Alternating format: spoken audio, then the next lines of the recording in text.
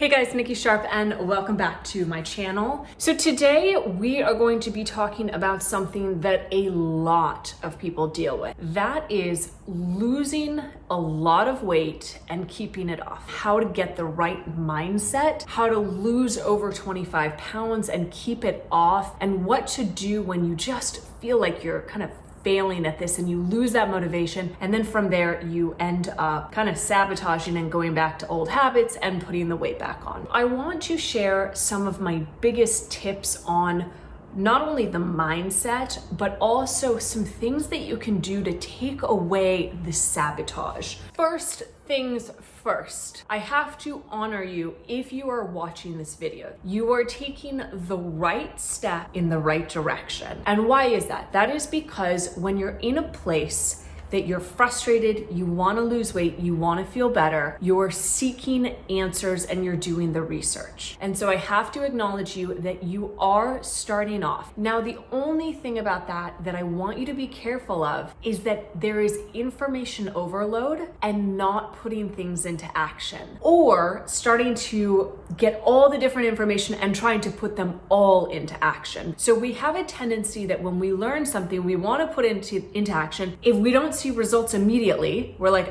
screw it. And then we go try something new. So these tips that I'm sharing, try them, do them, commit to them for at least a month before you try anything new. Because it takes 21 days to form a habit before you actually start to see results. All right, so my tip number one is that I want you to go find a friend who you can commit 30 days of a challenge with. Right? It can be walking 1 kilometer, 1 mile. It can be, taking 10,000 steps. It could be just drinking 1 liter of water a day. But whatever the challenge is, I want you to do it with a friend and not alone. That is because we are far more motivated when we do things with others. We have an accountability partner. It helps us to just keep on track. I'm actually doing a 30-day challenge with one of my best friends. It's a 30-day, 30-minute workout program, a bar class, which I've never tried before. It is so challenging and so much fun at the same time. If I wasn't doing it with my girlfriend, I would not be sticking to it as much.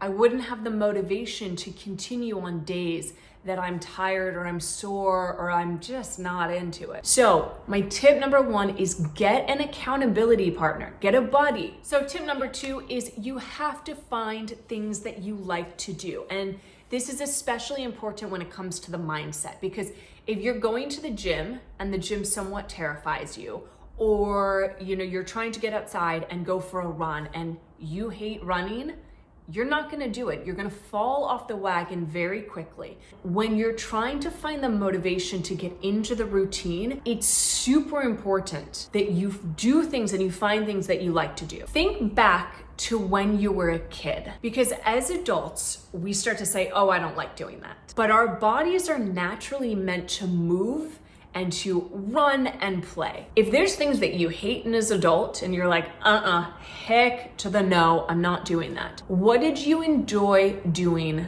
as a child? Did you enjoy dancing? Or maybe a teenager? Did you enjoy running or skipping? Maybe it was you just liked being out in nature, going for walks. Maybe you liked hiking. Maybe you took karate as a kid and really enjoyed that. So go back to what you did as a child and see if you can pick that up. And if you can't find a class locally, then I do recommend YouTube. YouTube has a million different videos of things that you can do that will be fun and engaging, from level 1 beginner to super expert. Make sure that it makes you feel good and energetic and smile. Because if you're not smiling when you do it, even though it might be challenging, if you're not smiling at some point, you're not going to continue with it. Number 3 here is I want you to create a smiley face journal. Now you might be thinking, Nikki, what the heck is that? That sounds like something a child would do. Exactly. The reason that I have clients do smiley face journals is because it is the most effective thing that you will ever do, and I kid you not on this. So what you're gonna do is choose 2 to 3 goals for your week. This could be your 30-day challenge, and this could be doing something like drinking water. So one exercise-based thing, one water-based or liquid, and one other health or mental, like meditation for 5 minutes a day, or go to bed 20 minutes, or go to bed by 10 o'clock at night. You choose 2 to 3 goals, and then you put in a calendar Monday through Friday. And as you put your goals to the left, and Monday through Sunday, then you give yourself a smiley face if you did it, and an unhappy face if you didn't do it. The reason that this works so much is because it goes into psychology. It's the same thing of the Instagram like, the Facebook thumbs up, and also giving a thumbs up here for this video, which I hope you guys do. I hope you like it, so do give it a thumbs up. It's the same thing as a child, right? A child gets a sticker when they're in kindergarten that's a smiley face or gold star, or they did something great. You don't change as an adult. You still have a little girl, a little boy inside of you who wants validation, and you're giving yourself validation, and it works wonders, because the more times that you see smiley faces, you're more likely to continue it throughout the week. And to step it up a notch, you could also give yourself a reward. If you get all smiley faces, then you would do something like a spa day or a massage or a facial. It definitely cannot be a food-based reward though, because we're trying to break that habit. It could be buying a new dress, new pair of pants. I've been doing this for myself for years, and I work with clients using this same methodology. And I know it sounds silly, but I am promising you that it is going to be one of the most effective things. And so if you follow my tips in order, you will start to find that your motivation becomes more, because you're not doing things that you enjoy. You're starting to reward yourself, so it's no longer a punishment. Exercise is a joy because you get a smiley face, and then maybe you get some sort of good reward. Tip number 4 is I want you to do my 5-day detox. If you have not done this, please do so. I've had many different people message me saying that they did the detox, and from doing it, they ended up losing like 15 kilos. I had another person lose 80 pounds from starting the detox. The reason that it works so well is because it is all beautiful, nourishing food here. It's colorful, it looks amazing, it nourishes your body. You learn portion control, portion sizes. It really helps to reduce the inflammation. You meal prep. And so I'm not gonna go into too much of this one, other than if you haven't done the 5-day detox, do it. Hundreds of thousands of people have done this worldwide. There is a reason that the app is #1. There's a reason that the book has become a best-selling book. You can get it on the Apple Store, the Google Plus store, and you can also get it in book format, and I'll put all the links down there. So the other thing is that once you do my detox, I highly recommend my meal prep book. So right there, it's Meal Prep Your Way to Weight Loss. And the whole thing about it is that you learn, again, foods that nourish you, portion control, delicious tasting things that are not restrictive whatsoever. I don't teach any sort of restriction.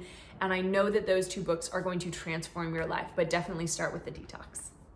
Tip number 5 is that I want you to focus on eating foods that come from the earth. Now, what do I mean by this? If it was made in a plant and it comes in a box and it has lots of ingredients on it, it did not come from the earth. It's as simple as that. If you found it in the frozen section and it has more than 1 to 2 ingredients on it, it did not come from the earth. The easiest way on this, right, is if there's ingredients that you cannot pronounce, don't eat it. It's not good for you. Your body doesn't know how to digest this. I get questions all the time about like the fiber bars and I don't know, protein bars. They're so bad for you. Please, please, please don't eat them. You can make your own protein bar super easily by having dates, almonds, or cashews. You can add some chia seeds, which are high in protein, high in fiber, calcium. You can add, other fruits into that. Those 3 ingredients, that will taste better, and it's better for your body. It will give you more filling energy. So anytime there's an ingredient that you can't read, don't eat it. Anytime that something has more than like 5 to 7 ingredients, again, don't eat it. And really start to focus on whole, plant-based, earth foods. And that just means, could you pick it off of a tree? Does it come from the ground?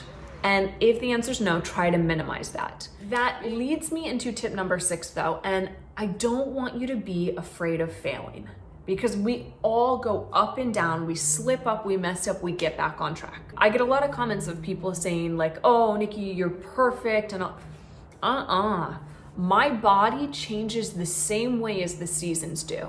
So when it's winter, I always put on a little bit more weight. And this is really important for you to realize that your body will change with the seasons. So as we are going into summer, I naturally crave more water-based foods, so more raw foods like cucumbers and watermelon, because they're so cooling for the body and they're light. And then in the winter, I always crave more, stews and casseroles and things like that are cooked and heavy, because they make you feel comforted and warm. And so just remember that your body will change with seasons. This is natural. This is like, unless you live in a place that it is stable weather all year long, you will have these little minor fluctuations. You will make choices and eat something that has maybe like 15 ingredients on the package one time, and I don't want you to beat yourself up for it. There's no such thing as failing. There is only moving forward step by step. And that should help with the mentality of not going into the sabotage when you do something wrong, because there is no such thing as wrong or right. There's only consistency here. And I want you to make sure you're focusing on consistency day by day by day. And tip number 7 for losing weight and keeping it off is lose the scale. You heard me correct. So the reason that this is as you start to work out more, you can put on muscle, and muscle weighs more than fat. And then you freak out because you're like, why is my body not losing weight? When in fact, you're starting to tone up. And with clients, every single time, I have to make them put the scale away, and we do before and after photos.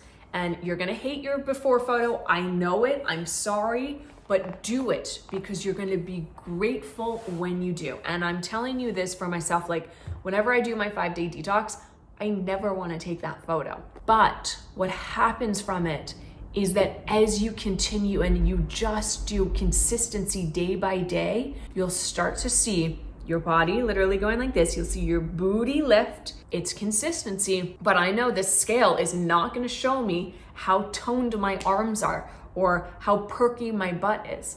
It's only gonna show you a number, and a number doesn't mean anything. So please give up this scale and start to take before and after photos. You will thank yourself not only for the progress that you make and you get to visually see, but also it gets you out of this crazy mindset of a number, because you are more than a number. So I hope that these tips help you, because I've worked with thousands of clients and I know that these will. You just have to commit to them. And if you have questions, please leave them below. But I hope that you take this video, the advice, and you put it into action for at least 30 days.